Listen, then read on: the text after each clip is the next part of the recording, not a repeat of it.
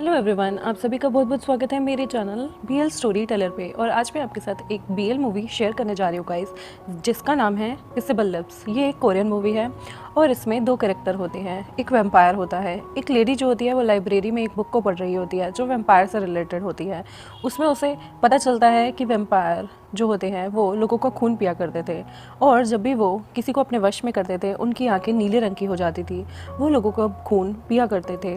उसके बाद सिर्फ प्योर ब्लड लाइन जो है वो 100 सालों में एक बार कोई बंदा ऐसा होता था जो प्योर ब्लड लाइन के साथ पैदा हुआ करता था। जब भी वैम्पायर उस इंसान के ब्लड से कांटेक्ट में आते थे उन्हें उसकी महक से ही पता चल जाता था कि ये इंसान प्योर ब्लड लाइन का है और उनकी आंखें नीली होने लगती थी। जो है हम कहानी की शुरुआत पे चलते हैं। वहाँ पर एक लड़का बैठा एक तस्वीर को देख रहा होता है जो कभी उसकी किसी ने वो तस्वीर खींची थी और वो उस तस्वीर को देख के उस इंसान को याद करता है। फिर सीन शिफ्ट होता है, एक बच्चे को उसका भाई स्कूल छोड़ने आ रहा होता है। ये हमारा सेकंड मेन लीड है जिसे उसका भाई स्कूल छोड़ने आ रहा होता है और कहता है तुम अपना फ़ोन भूल गए हो, बी केयरफुल, तुम्हें अपने फ़ोन को अपने साथ रखना चाहिए। अपने भाई को वो फ़ोन देता है और ये जो बच्चा होता है जो सेकंड मेन लीड है ये हमारा चोई स्कूल में एंटर करता है और ये स्टेयर्स पे चल रहा होता है कि अचानक से इसका बैलेंस बिगड़ता है और ये स्टेयर्स पे गिर जाता है। उसी वक्त ये अपने सामने हमारे मेन लीड को देखता है।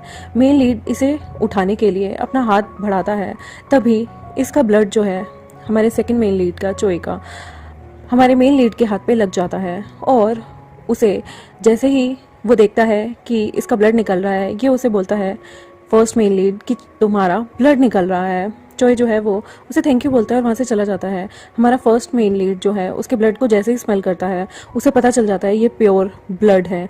अगर प्योर ब्लड को वो लोग पी लेते हैं तो ये जो हमारा मेन प्रोटैगनिस्ट था ये मरने वाला था, ये मरने वाला वैम्पायर था। अगर ये प्योर ब्लड को पी लेगा तो ये बच जाएगा। तभी हम देखते हैं कि ये दोनों एक ही क्लास में फिल्म और इमेजेस जो है एडिटिंग की क्लास में बैठे होते हैं और हमारे सेकंड मेन लीड चोई की जो है अटेंशन हमारा फर्स्ट मेन लीड जो कि वैम्पायर है वो ग्रैब कर रहा होता है। ये पेंसिल से खेलता है और उसे नीचे गिरा देता है हमारे फर्स्ट मेन लीड यानी कि वैम्पायर को देखने के लिए। फिर इसके बाद इनकी क्लासेस चलती है और क्लासेस से सब लोग बाहर चले जाते हैं, लेकिन जो हमारा वैम्पायर होता है उसे खून की तलब लग जाती है। वो बाहर आता है तो उसे उसका एक फ्रेंड मिलता है जो उससे पूछ रहा होता है तुम कैसे हो, तुम क्या कर रहे थे। लेकिन वैम्पायर को ब्लड की तलब लगी हुई थी, तभी वो अपनी आंखों से उस लड़के को हिप्नोटाइज करता है, उसे वॉशरूम लेके जाता है और उसके लिप्स से ब्लड सक करने लगता है। और जैसे ही उसकी ब्लड की खुराक पूरी हो जाती है वो उस बंदे को टॉयलेट के अंदर ही छोड़ देता है। उसके बाद हमारा वैम्पायर एक जगह एक रूम में जाता है जहाँ पर एक लेडी बैठी होती है, लेडी वो फ़ोन पे बात कर रही होती है जिसने क्रॉस अपने गले में पहना होता है। वो उसे बताता है कि मुझे वो प्योर ब्लड वाला इंसान मिल गया है, वो प्योर ब्लड वाला इंसान यही है और मैं बहुत जल्द मरने वाला हूँ, मुझे उसका ब्लड पीना होगा। तो वो लेडी उसे एक लाइब्रेरी में लेके जाती है। उस लाइब्रेरी में वो बताती है कि अगर तुम्हें उस इंसान का प्योर ब्लड पीना है तो उसके मन में पहले तुम्हें अपने लिए प्यार जगाना होगा। अगर तुम उसके दिल में अपने लिए प्यार जगा पाओगे फिर उसके बाद तुम उसका ब्लड पी सकते हो। और तुम जो मरने वाले हो 10 साल पहले उसने किसी का ब्लड पिया था, उसे वो विजन भी आते हैं और वो ब्लड पीने के बाद वो इंसान मर गया था, लेकिन इसे आज भी उसकी याद आती है। आज उसकी 10th डेथ एनिवर्सरी थी। 9 साल से इस आदमी को पता था कि ये मरने वाला है। वो कहती है तुम्हें प्यार जगाकर ही उस इंसान का ब्लड पीना होगा जो प्योर ब्लड है, उसे तुम्हें जीवन मिल जाएगा। फिर जो हमारा वैम्पायर होता है वो जब नेक्स्ट डे चोई स्कूल में आता है तो उसे फॉलो करता है और उसे कहता है कि क्या हम साथ किसी असाइनमेंट को कंप्लीट कर सकते हैं जो उनके टीचर ने उन्हें दिया होता है। चोई भी मान जाता है। तो वो दोनों जाकर उसके बाद लाइब्रेरी में बैठते हैं। लाइब्रेरी में उनके लिए थोड़ी सी ऑकवर्ड साइलेंस होती है, दोनों एक दूसरे को देख रहे थे। उसके बाद वैम्पायर को वो विजन आने लगता है जिसमें उसने किसी इंसान का ब्लड पिया होता है और उसके बाद वो इंसान मर जाता है जिसका नाम ह्यूंग होता है। वो ज़ोर से रोने लगता है, उसका नाम पुकारने लगता है। उसकी गर्दन से खून ही खून निकल रहा था और वैम्पायर की आंखें ब्लू हो गई थी और वो बंदा उसके सामने मर जाता है। इस विजन से उसका माइंड डिस्टर्ब होता है और वो रोने को होता है और वो जो ड्रिंक पी रहा होता है ना उसे भी बिल्कुल सुकोड़ देता है। तो उसके बाद चोई जो है उसे देख के कहता है क्या तुम ठीक हो। एकदम से ये सीन बदलता है और वहाँ पे वो लेडी कैलेंडर में 10 तारीख देख रही होती है और वो अंदाज़ा लगा रही होती है कि हमारे पास बहुत कम टाइम है। फिर से विजन चेंज होता है। जो हमारा वैम्पायर होता है वो चोई को फिल्म बना रहा होता है, उसकी एक रिकॉर्डिंग कर रहा होता है जिसमें चोई कहता है मेरा नाम चोई है और ये मेरी 21st क्लास है। और वो ये बोलकर कहता है मुझे बास्केटबॉल खेलना पसंद है। और वो हंसने लगता है क्योंकि वो बहुत नर्वस होता है अपने आप को एक्सप्लेन करने में। और हमारा वैम्पायर भी हंस रहा होता है और कहता है अगर तुम्हें गेम खेलना पसंद है तो चलो क्यों ना एक ट्राई हो जाए। वो दोनों बास्केटबॉल कोर्ट में जाते हैं और खेलने लगते हैं। पहली बार में तो हमारा वैम्पायर उसे हराकर एक गोल कर देता है, लेकिन उसके बाद चोई उससे बॉल ले लेके एक बार गोल करने वाला होता है, लेकिन उससे गोल नहीं हो पाता। फिर वो दोबारा से अगेन ट्राई करता है गोल करने के लिए, और वो दोनों गोल करने के बाद एक दूसरे को हक करते हैं, बहुत खुश होते हैं। और जो हमारा वैम्पायर और चोई होते हैं वो एक जगह जाके बैठ जाते हैं। वो सन की उस रेस को जो है बहुत इन्जॉय करते हैं। वो उस बास्केटबॉल कोर्ट में लेट जाते हैं, एक दूसरे के बारे में कहते हैं। और जो हमारा वैम्पायर होता है वो कहता है तुम काफ़ी अच्छा खेल लेते हो। चोई जो है वो हंस कर बोलता है थैंक यू। और उसके बाद जो हमारा वैम्पायर होता है वो चोई को एक जगह लेके आता है। ये जगह उसका बेस्ट प्लेस हुआ करती थी टाइम निकालने के लिए। चोई को ये जगह काफ़ी अच्छी लगती है। वो दोनों वहाँ जाते हैं। चोई कहता है मुझे ये जगह काफ़ी अच्छी लगी, लेकिन वो जो है वहाँ उन दोनों के बीच एक ऑकवर्ड साइलेंस होती है। तभी चोई के ब्रदर उसे फ़ोन कर रहे होते हैं और कहते हैं कि मैं तुम्हारी लोकेशन डिटेक्ट नहीं कर पा रहा हूँ। तो चोई ये मैसेज देख के खुश होता है क्योंकि अक्सर उसके भाई उसकी हर लोकेशन को डिटेक्ट कर लिया करते थे, जिससे उसे इरिटेशन होती थी कि उस पर हर वक्त नज़र रखी जाती है। वो हमारे वैम्पायर को बोलता है कि मैं बहुत छोटा था जब मेरे पेरेंट्स की डेथ हो गई, और मुझे बचपन में कोई किडनैप भी करना चाहता था। वो लोग लैपटॉप पे चोई की वही वीडियो देख रहे होते हैं जिसमें वो कहता है हाय मेरा नाम चोई है और मैं जो हूँ ये मेरी 21वीं क्लास है और मुझे बॉल से खेलना पसंद है। वो देख देख के जैसे चोई इतना नर्वस होता है, वो दोनों हंस रहे होते हैं। चोई शर्म से अपना मुंह फेर लेता है और चोई उसे बताता है कि बचपन में मुझे किडनैप करने की कोशिश हुई थी। मेरे पेरेंट्स नहीं हैं, इसलिए मेरे ब्रदर मेरा ओवर पोजेसिव होकर ख्याल रखते हैं। तभी हम देखते हैं कि शाम हो गई होती है और चोई के जो ब्रदर होते हैं वो उसे ढूंढने के लिए उसके कॉलेज में आते हैं। उसे फ़ोन ट्राई करते हैं, ना ही उसे फ़ोन लग रहा होता और ना ही उसकी लोकेशन डिटेक्ट हो रही होती है। और यहाँ पर वैम्पायर और चोई एक साथ अभी भी टाइम स्पेंड कर रहे थे। वो चोई और वैम्पायर काफ़ी सारी बातें कर रहे होते हैं। जो हमारा चोई होता है वो वैम्पायर ह्यूंग को बताता है कि जो एक्चुअली में मेरे पेरेंट्स नहीं है ना, तो मेरे ब्रदर वो बचपन से मेरा पेरेंट्स की तरह ही ख्याल रखते हैं। और जो हमारा वैम्पायर होता है वो एक ड्रिंक पी रहा होता है। वो कहता है कि मैं समझ सकता हूँ ऐसी फीलिंग्स को जब कोई तुम्हारे लिए बहुत पॉजिटिव हो जाए। वो मन में सोचता है कि अगर मैंने आज तुम्हारा ब्लड पी लिया तो तुम वैसे भी थोड़ी देर में मर जाओगे। और वो तभी की तभी कहता है तुम ये फीलिंग समझ सकते हो, इट्स फाइन।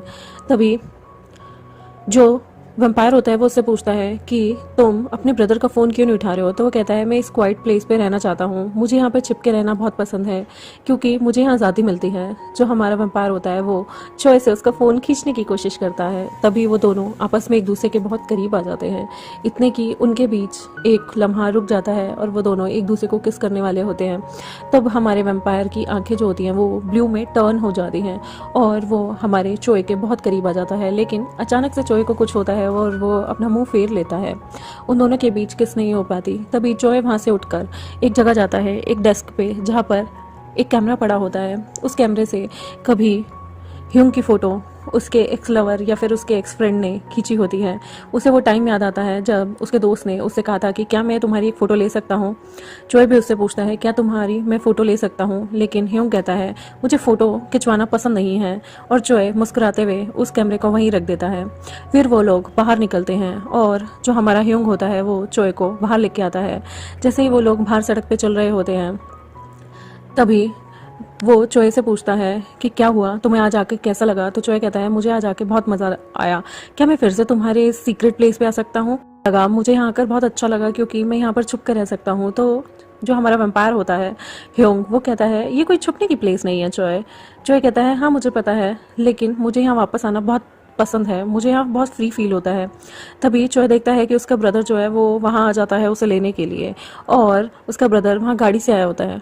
चोई का जो ब्रदर होता है ना वो चोई को देखता है। चोई जो है अपने ब्रदर के साथ अपनी गाड़ी से निकल जाता है और वैम्पायर वहीं देखता रहता है। नेक्स्ट डे होता है, बहुत खूबसूरत से पार्क में वैम्पायर ह्यूंग से मिलने चोई आता है। वहाँ पर ऑलरेडी 3 स्टूडेंट पढ़ रहे होते हैं और एक डेस्क पे अकेले हमारा ह्यूंग बैठा होता है, यानी कि वेम्पायर बैठा होता है। चोए जब वेम्पायर के पास आके बैठता है तो उसे लास्ट नाइट हुआ उनका अधूरा किस याद रहता है, जो कि किस होते होते रह गया था, और वो ब्लश करने लगता है। तो वेम्पायर पूछता है तुम इस तरह से एक्टिंग क्यों कर रहे हो? चोए कहता है कुछ नहीं। और वो पूछता है वेम्पायर क्या तुम मुझे पसंद करते हो? चोए चोए कहता है तुम्हारा मतलब? वेम्पायर कहता है कुछ नहीं। और वहीं पे वेम्पायर के सिर में अचानक से बहुत तेज़ दर्द होने लगता है और वो सोचता है लगता है मेरे सिम्टम्स अभी ख़त्म नहीं हुए। वेम्पायर जो है वो उस प्लेस पे वापस चोए को ले जाता है जहाँ पर वो लोग पिछले दिन छुपे हुए थे, और वो आपस में टाइम स्पेंड करते हैं, वहाँ बहुत सारी बातें करते हैं। तभी चोए जो है वेम्पायर चोए से पूछता है क्या तुम मुझे पसंद करते हो? तो चोए कहता है क्या तुम मुझे पसंद करते हो? वेम्पायर हाँ भर देता है और चोए भी हाँ भर देता है। तभी वेम्पायर पूछता है क्या मैं तुम्हें किस कर सकता हूँ?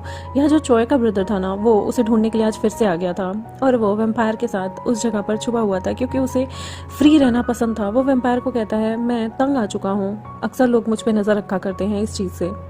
उन दोनों के बीच किस होने वाली होती है कि जो हमारा वेम्पायर होता है उसकी आंखें नीली हो जाती हैं, उन दोनों के लिप्स आपस में टच हो रहे होते हैं, और जो हमारा वेम्पायर होता है उसे देख लेता है कि उसका ब्रदर उस कमरे में आ गया है और वो चोए को लिप्स पे हल्का सा किस करता है और हल्का सा बाइट करता है। तभी जो उसका ब्रदर होता है वो वेम्पायर को कहता है यू जर्क, और वो समझ जाता है कि ये बंदा वेम्पायर है। वो चोए को खींचता है और अपने साथ बाहर ले जाता है। तभी तभी हमारा वेम्पायर एक सीन याद करता है जहाँ पर वो एक जगह बैठा रो रहा होता है।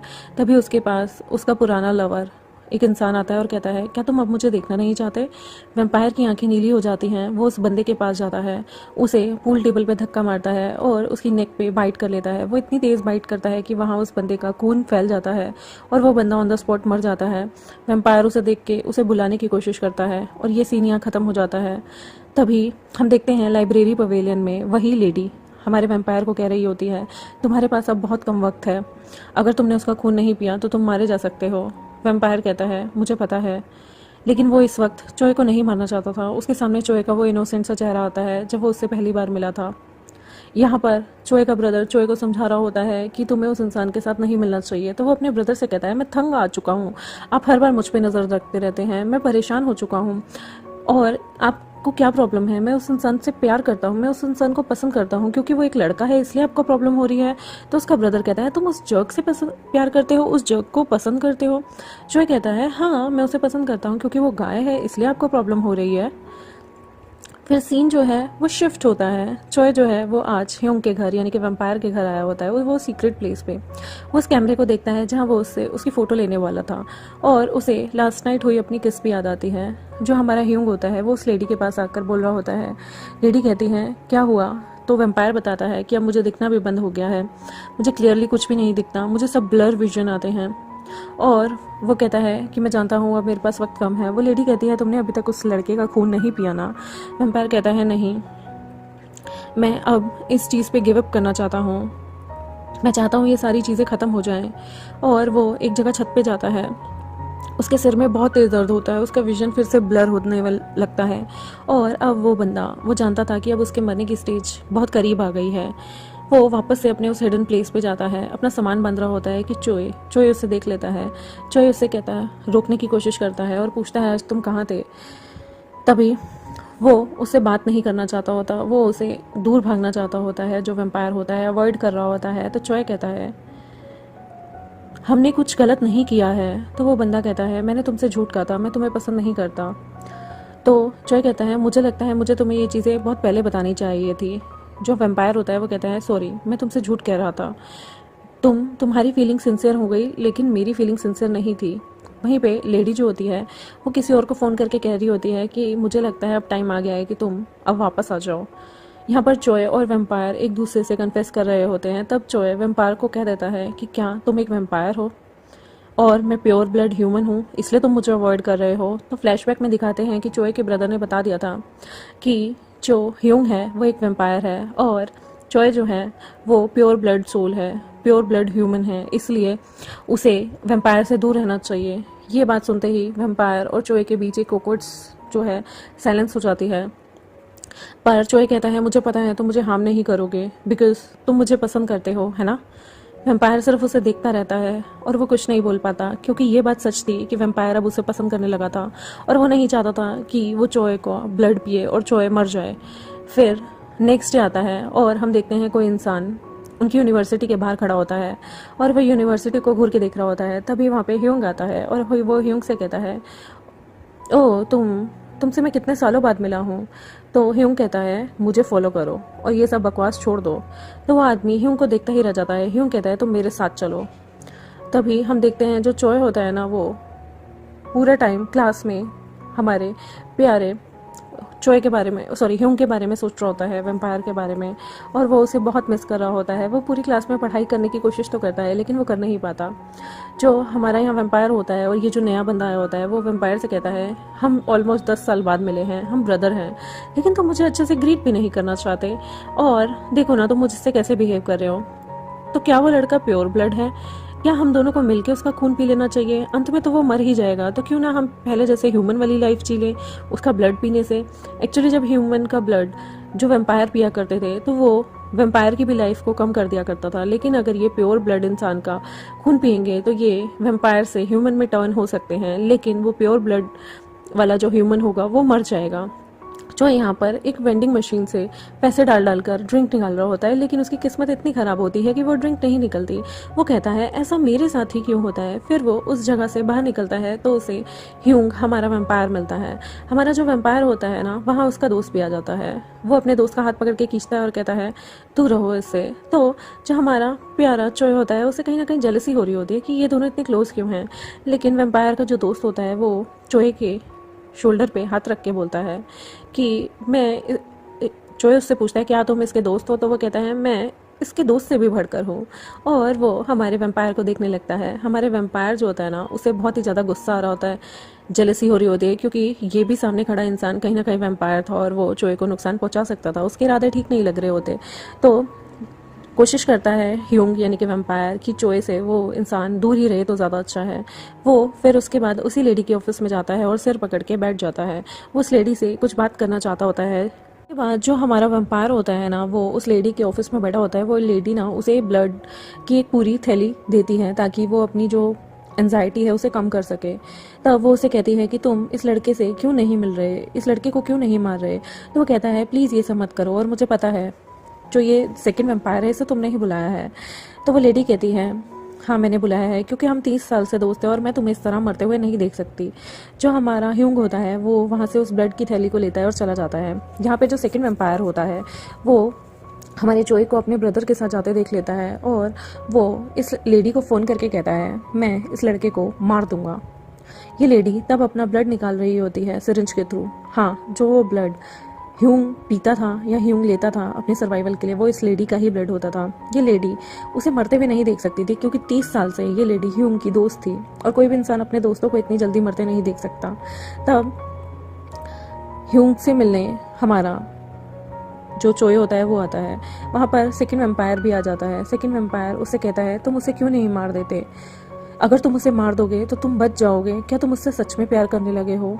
क्या तुम्हें उससे प्यार हो गया है? वो ये सब रोते रोते कहता है, क्योंकि वो कहीं ना कहीं हमारे वैम्पायर को पसंद किया करता था और वो नहीं चाहता था कि हमारा ये वैम्पायर मेन लीड मर जाए। ये बंदा भी अंदर ही अंदर हमारे वैम्पायर को बहुत पसंद करता था और उसने जिस तरह से हमारे वैम्पायर को, ह्यूंग को, चोय को देखते हुए देखा था और उसकी परवाह करते हुए देखा था, वो समझ जाता है कि ये चोय को मन ही मन पसंद करने लगा है और सेकंड वैम्पायर को ये चीज़ अच्छी नहीं लगती। वो इस लेडी को भी ये बात बताता है।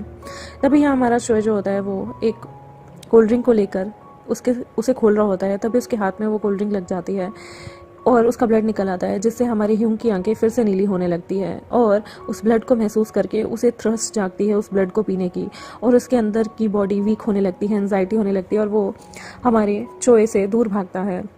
वो हमारे चोय मिनहू से दूर भागकर एक जगह बैठता है और अपने आप को कंपोज करने की कोशिश करता है। उसकी नीली आंखें निकल जाती हैं, सिर में दर्द होता है, पूरी बॉडी दर्द से कांप रही होती है। फिर हमारा चोय ह्यूंग को एक पेड़ के नीचे बैठे देखता है और कहता है, तुम मेरा ब्लड पी लो प्लीज़, मैंने देखा ये तुम्हारी हालत मेरे ब्लड की वजह से है ना, तुम मेरा ब्लड क्यों नहीं पी लेते आखिर। लेकिन जो हमारा वैम्पायर होता है ह्यूंग, वो उसे वहाँ पर ये बात करते हुए छोड़ के चला जाता है और कहता है, मुझे ये सब नहीं करना। ये बातें सेकंड वैम्पायर सुन लेता है कि जो हमारे चोई है उसका ब्लड हमारा वैम्पायर ह्यूंग नहीं पीना चाहता। और वो ये सब उन दोनों के बीच की कन्वर्सेशन देख रहा होता है, और वो लेडी भी कहीं ना कहीं रो रही होती है। ये सारी बातें हमारा सेकंड वैम्पायर उस लेडी को बताता है। फिर एक जगह जो हमारा चोय होता है वो बैठा होता है, तभी वहाँ पर सेकंड वैम्पायर आता है और वो हमारे लिटिल चोय से उसे स्केयर करना चाहता होता है। तो चोय कहता है कि मुझे पता है तुम्हारे और ह्यूंग के बीच के जो रिलेशनशिप है वो अच्छे नहीं हैं। तो वो बंदा कहता है तुम्हें उससे दूर रहना चाहिए, तुम्हें हमारे बीच नहीं आना चाहिए, तुम एक प्योर ब्लड ह्यूमन हो। तब चोय कहता है मुझे पता है मैं एक ह्यूमन हूँ। तो सेकंड वैम्पायर कहता है तुम्हें क्या लगता है मेरा दोस्त तुमसे प्यार करता है? नहीं, वो तुमसे इसलिए पसंद करता है क्योंकि तुम एक प्योर ब्लड ह्यूमन हो और वो तुम्हें बस प्रोटेक्ट करना चाहता है, इसे प्यार नहीं कहते। तो चोय कहता है अच्छा तुम्हें लगता है वो मुझसे प्यार नहीं करता? तो जो हमारा सेकंड वैम्पायर होता है वो कहता है ऑफ कोर्स, और मुझे बहुत ही ज़्यादा दुख लग रहा है, वो तुम्हें प्यार नहीं करता, तुम उसकी सच्चाई अभी जानते नहीं हो। चोय कहता है तुम लोग मुझसे जलते हो क्योंकि वो मेरे साथ है, मुझे मारना नहीं चाहता, मेरा ब्लड नहीं पीना चाहता, और तुम सोचते हो कि तुम उससे मुझसे अलग कर लोगे।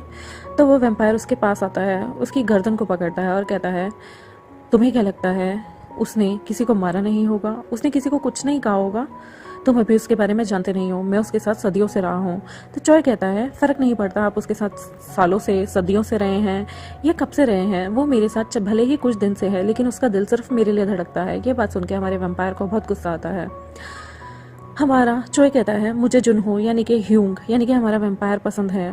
तो वो सेकंड वैम्पायर उसे गुस्से से देखने लगता है और कहता है वो तुम्हारे साथ सिर्फ तुम्हें प्रोटेक्ट कर रहा है तो क्योंकि तुम एक प्योर ब्लड सोल हो, तुम्हारा और उसके बीच प्यार जैसा रिश्ता नहीं हो सकता। तब जो हमारा चोय होता है वो कहता है मैं देख सकता हूँ वो मेरी साइड है और तुम उससे मुझसे अलग नहीं कर सकते। तभी हमारा जो सेकंड वैम्पायर होता है उसकी आंखें लाल होने लगती है। चोय वहाँ से जाता है और वो कहता है कि वो मुझे पसंद करता है, तुम्हें नहीं। यहाँ हम समझ सकते हैं कि सेकंड वैम्पायर को जेलसी होती है चोय को देख के, क्योंकि वो भी कहीं ना कहीं ह्यूंग को पसंद करता है। ह्यूंग के घर जाकर वो सीक्रेट प्लेस पे चोय उसकी चीज़ों को देखता है और वहाँ जाके सो जाता है। तब उसे प्यार से ह्यूंग उठाता है और कहता है कि तुम यहाँ कैसे आ गए? तो चोय कहता है तुम यहाँ सो रहे थे और काँप रहे थे तो मैंने तुम्हें हक कर लिया, इसलिए मैं यहाँ आकर तुम्हारे पास सो गया। वैसे चोय जो ह्यूंग होता है वो कहता है तुम्हें घर नहीं जाना क्या? तभी चोय के पेट से आवाज़ आने लगती है और वो कहता है उससे पहले मैं थोड़ी सी रम्योन खाना चाहता हूँ। हम देखते हैं जो सेकंड वैम्पायर होता है वो चोय के स्कूल आ जाता है और वो वहाँ उसी लड़के से मिलता है जिसका स्टार्टिंग में हमारा फर्स्ट वैम्पायर ब्लड पी रहा होता है, और उसे कहता है कि तुम चोय को एक मैसेज भेज देना कि उसे ह्यूंग ने ऊपर छत पे बुलाया है। वो आदमी ऐसे ही करता है और चोय को झूठ बोल देता है, मतलब सेकंड वैम्पायर के थ्रू उस बेचारे को झूठ बुलवा दिया जाता है कि उसे ऊपर ह्यूंग बुला रहा है। लेकिन चोय जैसे ही ऊपर जाता है तो वहाँ ह्यूंग की जगह सेकंड वैम्पायर होता है और वो बड़े प्यार से वहाँ जाता है। लेकिन जब वो उस सेकंड वैम्पायर को देखता है तो कहता है ओह वो तुम हो जिसने मुझे यहाँ बुलाया। सेकंड वैम्पायर कहता है मुझे पता है ये बहुत ही बचकाना था ना, मैंने तुम्हें यहाँ बुलाया, लेकिन इससे आसान में क्या हो सकता है। तो चोय कहता है तुम मुझसे आखिर चाहते क्या हो?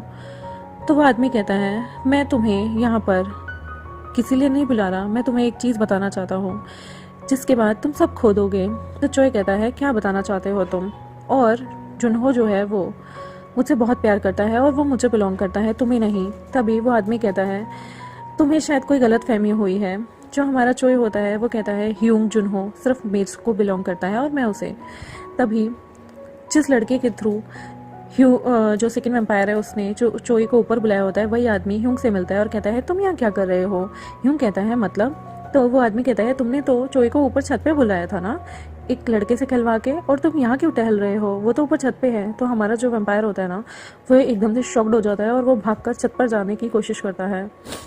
जो हमारा चोय होता है ना वो घूर कर देख रहा होता है सेकंड वैम्पायर को और वो कहता है तुम्हें पता है जो हमारा ह्यूंग है उसने एक ह्यूमन को मारा है, उसने एक ऐसे पर्सन को मारा है उसका ब्लड पी के जो कि उसे पसंद करता था। तुम जैसे ह्यूमन सिर्फ हमारे लिए फूड हैं, जो हम वैम्पायर को खाना प्रदान करते हैं और जीवन प्रदान करते हैं, तो उन लोगों के लिए मुझे बहुत दुख लगता है। वो सेकंड वैम्पायर कहता है हम वैम्पायर के डिज़ायर के आगे, इवन ह्यूंग के डिज़ायर के आगे तुम कुछ भी नहीं हो। तब चोय कहता है जुनहो ऐसा नहीं है। यहाँ पर ह्यूंग जो है वो भागकर चोय के पास आने की कोशिश करता है और वो देखता है कि सेकंड जो आदमी है सेकंड वैम्पायर जो है वो चोय का ब्लड पीने वाला होता है। तभी जो हमारा ह्यूंग होता है वो चोय को गर्दन से पकड़ता है और खींचता हुआ जो है वो दूर ले जाता है और वो चोय को ज़ोर से उसकी गर्दन दबा देता है। उसकी आंखों में बहुत गुस्सा था। चोय जो है वो उसकी आंखों से आंसू लटक गिरते हैं और हमारे ह्यूंग को वो टाइम याद आता है जब उसने एक ह्यूमन को मार दिया था। तो ये सेकंड वैम्पायर उसके पास आता है, उसे गले से लगाता है और कहता है तुम्हारे पास कोई हो ना हो लेकिन मैं तुम्हारे पास हमेशा रहूँगा। लेकिन आज चोई के प्यार में ह्यूंग इतना ज़्यादा गुस्से में आ गया था कि उसने इस सेकंड वैम्पायर का गला दबाकर उसे मार दिया होता है और वो घुटनों के बल बैठता है और उसकी बॉडी जो है वो आग में तब्दील हो जाकर और छोटे छोटे कणों में तब्दील हो जाकर आसमान में उड़ जाती है। ये सीन देखकर, उसकी आंखों से आंसू आते देखकर चोई भी घबरा जाता है और ह्यूंग जो होता है वो उसे बहुत दुख लग रहा होता है। आज उसने चोई को प्रोटेक्ट करने के लिए किस इंसान को मार दिया जिसने 10 साल पहले उसने जब इंसानों को मारा था तो उसका साथ देने का वादा किया था।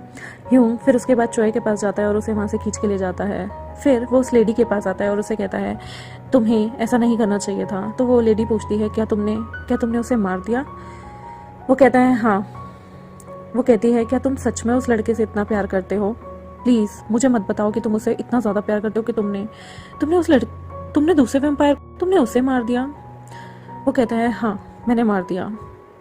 वो लेडी रोने लगती है कि आखिर उससे ऐसा क्या हो गया, उसने तो यहाँ हेल्प के लिए बुलाया था। लेकिन अब ह्यूंग जो था वो चोई के प्यार में पागल हो चुका था। चोई बाहर बैठा उसका इंतज़ार कर रहा होता है। जब वो उस लेडी से मिल के आता है तब वो हमारे प्यारे से चोई के कंधे पे हाथ रखता है, लेकिन चोई जो है वो अनकंफर्टेबल होता है तो जो हमारा ह्यूंग होता है वो अपना हाथ हटा लेता है। तब वो कहता है कि मैं तुम्हें इस तरह से डिस्ट्रेस होते हुए नहीं देख सकता। वो हमारे ह्यूंग का हाथ पकड़ता है। फिर उसके बाद वो लोग उस सीक्रेट प्लेस पे आते हैं। फिर से चोई ह्यूंग का हाथ पकड़ता है और कहता है कि हमें एक दूसरे से ऑनेस्ट होना चाहिए। तुम मेरा खून क्यों नहीं पी लेते? मुझे पता है ये सारी तकलीफ तुम्हें इसलिए हो रही है, मैं तुम्हारे बिना नहीं जी सकता। तो हमारा ह्यूंग को वो कहता है कि एक बार हम एक दूसरे से ऑनेस्ट होकर देखते हैं, एक दूसरे से बातें शेयर करते हैं और प्लीज़ मेरा ब्लड पी लो। तो वो कहता है मुझे तुम्हारा ब्लड नहीं पीना।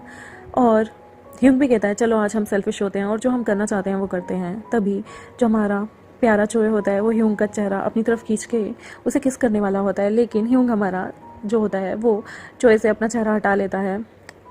तब चोई जो है वो ह्यूंग का चेहरा खींचते हुए अपनी तरफ फिर से उसे किस करता है और दोनों एक दूसरे को पैशनेटली डीपली किस करते हैं। बहुत देर तक उनकी किस चलती है। वो दोनों एक दूसरे में लीन होते हैं। उसके बाद वो दोनों यहाँ पर जो उसकी दोस्त हो रही होती है वो रो रही होती है कि उसका दोस्त अब मरने वाला है। और जो हमारा प्यारा ह्यूंग और चोई होते हैं वो अपनी नाइट बहुत अच्छे से सेलिब्रेट करते हैं।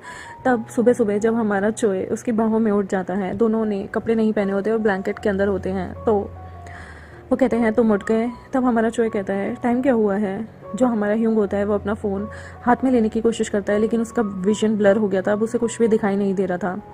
यहाँ पर वो मैडम जो होती है वो उससे बात करती है और जो हमारा ह्यूंग होता है ना वो अपना डिसीज़न ले चुका था कि वो चोई का ब्लड कभी नहीं पिएगा। यहाँ चोई भी क्लास में बैठा हुआ सपने में देख रहा होता है कि ह्यूंग उसके पास आया है। दोनों कोजी मोमेंट स्पेंड कर रहे हैं। जिससे उसकी आँख खुलती है, क्लास में कोई भी नहीं होता, तो वो इधर उधर ह्यूंग को ना पाकर डर जाता है। तभी वहाँ ह्यूंग आता है और उसे गले से लगा लेता है। ह्यूंग और वो उसके रूम पे जाते हैं। चोई उसे बार बार कहता है कि तुम्हें मेरा ब्लड पी लेना चाहिए। तो ह्यूंग कहता है मुझे किसी काम से जाना है और आज मैं तुम्हारा ब्लड पी लूँगा, डोंट वरी, तुम इवनिंग तक का इंतज़ार करो। वहाँ बैठे बैठे हमारा जो चोई होता है ना वो सो जाता है। जब वो सो गया होता है तब वहाँ ह्यूंग आता है और ह्यूंग उसे एक रिंग पहनाने की कोशिश करता है, लेकिन जब वो उसकी उंगली में रिंग पहना ही रहा होता है उसके हाथ से रिंग गिर जाती है और उसका विजन ब्लर हो चुका था। उसे रिंग जो है वो ज़मीन पे हाथ मारता है लेकिन उसे वो रिंग नहीं मिलती। तब उसके सिर में अचानक से दर्द होने लगता है। वो वहाँ से जाने लगता है क्योंकि अब उसे कुछ भी नहीं दिख रहा था। वो पहले तो सोफे से टकराता है, फिर अपने हाथों से वहाँ पर जो बांस की छोटा सा शेड सा होता है उसे गिरा देता है। उसको ढूंढने के बाद वो जब चला जाता है उसे ढूंढने के लिए, हमारा चोई इधर उधर भटकता है और भागता हुआ जाता है। जब वो अंत में छत पे पहुंचता है तो वो देखता है कि हमारे ह्यूंग की कंडीशन बहुत ख़राब हो गई है। वो भागकर ह्यूंग को अपनी बाहों में लेता है जब ह्यूंग गिरने वाला होता है और ह्यूंग जो है वो चोई से कहता है कि लेकिन चोई कहता है तुम मेरा खून पी लो प्लीज़ प्लीज़। तो वो कहता है चोई अब बहुत देर हो गई है, मैं तुम्हारे साथ जीना चाहता था, मैं अपनी ज़िंदगी का आखिरी दिन भी तुम्हारी बाहों में बिताना चाहता था। ये वैम्पायर सेल्फिश नहीं था कि अपने ज़िंदगी के लिए वो चोई को मार दे। तभी वो उसे कहता है मुझे सिर्फ तुम्हारा ड्रीम आता था और चोई उसे हक करता है और रोने लगता है। हमारा जो यहाँ पे मेन लीड कैरेक्टर वैम्पायर होता है वो उसकी बाहों में दम तोड़ देता है। वो चोय से बहुत प्यार करता था। वो एक दिन ही सही वो चोय के साथ जीना चाहता था, लेकिन वो अपने सेल्फिश मोटिव के लिए चोय को मारना नहीं चाहता था। वो चोय की बाहों में दम तोड़ देता है और उसकी जो बॉडी होती है वो हवा में बिल्कुल आग की किरणों की तरह गायब हो जाती है। चोय वहाँ बैठा बैठा बहुत रोता है। फिर ऐसे ही 1 साल बीत जाता है। चोय की हिम्मत नहीं होती थी स्कूल में आने की, और उसका ब्रदर इस बार उसे छोड़ने आता है। वो उसे फ़ोन देता है और कहता है अपना फ़ोन भूलना मत। तो वो कहता है ब्रदर, आपको टेंशन लेने की कोई ज़रूरत नहीं, अब मुझे यहाँ पे कोई खतरा नहीं। तो उसका ब्रदर कहता है हाँ बिल्कुल। वो कहता है मुझे पता है आपने यहाँ पर ऑलरेडी बहुत सारे स्पाई रखे होंगे मुझ पर नज़र रखने के लिए। चोय एक ग्राउंड में जाके बैठता है और वहाँ पर वो ह्यूंग को इमेजिन करने लगता है कि ह्यूंग उसके सामने होगा, लेकिन वो जब दोबारा से उसी डायरेक्शन में देखता है तो वहाँ ह्यूंग नहीं होता। फिर 6 महीने 1.5 साल के करीब बीत जाता है।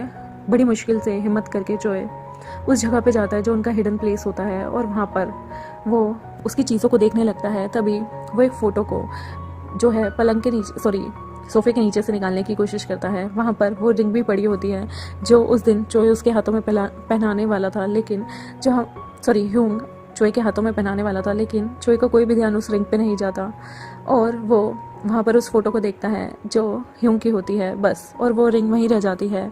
और एक ड्रीम सीक्वेंस शुरू होता है। जब वो लोग इंटीमेट हुए थे तब मन में कहीं ना कहीं ह्यूंग सोच रहा होता है कि काश मैं अपनी सारी ज़िंदगी तुम्हारे साथ बिता पाता, और काश मैं तुम्हें ये बोल पाता कि मैं तुमसे कितना प्यार करता हूँ। हमारी ये मूवी यहीं ख़त्म हो जाती है।